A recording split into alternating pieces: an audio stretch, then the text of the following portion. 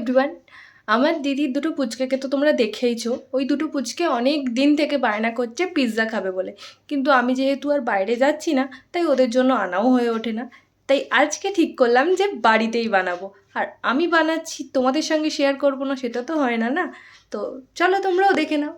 প্রথমেই অল্প পরিমাণ জলে 1 চামচ চিনি আর অ্যাক্টিভ ডাইসড দিয়ে ভালো করে মিশিয়ে নিয়েছিলাম।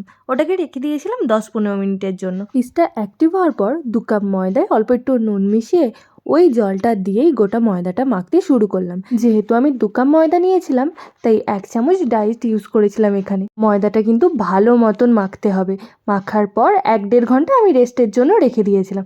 তারপরেই এরকম ফুলে গিয়েছে, আর সেটার আমি দুভাগ করে নিয়েছিলাম যেহেতু আমি 2টো পিৎজা বানাবো। এখন অল্প একটু ময়দা দিয়ে ডোটাকে নিয়ে ভালো মতন হাতের চাপ দিয়ে গোল আকার করে নিয়েছিলাম। তারপর সাইড থেকে অল্প অল্প করে মুড়ে নিয়েছিলাম। কিন্তু আমি এখানে একটা ভুল করে ফেলেছিলাম, যে কাঁটা চামচ দিয়ে ফুটো না করেই আগে চিলি সস আর টমেটো সসটা দিয়ে ফেলেছি। তোমরা করলে এমন কাজ করো না, আগে ওই কাজটা সেরে তারপরেই সস দিও। সস দেওয়ার পর আমি দিয়েছিলাম কিছুটা পরিমাণে চিজ, কারণ আমি চেয়েছিলাম চিজটা একটু বেশি বেশি থাকুক। তাই চিজ দেওয়ার পর আমি আমার কাছে যে সবজিগুলো ছিল, পেঁয়াজ, ক্যাপসিকাম, তারপরে গাজর অল্প অল্প করে দিয়েছিলাম, আর চিকেনটা দিয়েছিলাম ভর্তি ভর্তি করে। চিকেনটা মা অল্প একটু আদা রসুন গোলমরিচ আর নুন দিয়ে কড়াই জাস্ট ভেজে দিয়েছিল, ওটাই দিয়েছিলাম। আর মায়ের কাছে তান্দুরি মশলা ছিল, ওটা ওপর থেকে একটু ছড়িয়ে দিয়েছিলাম।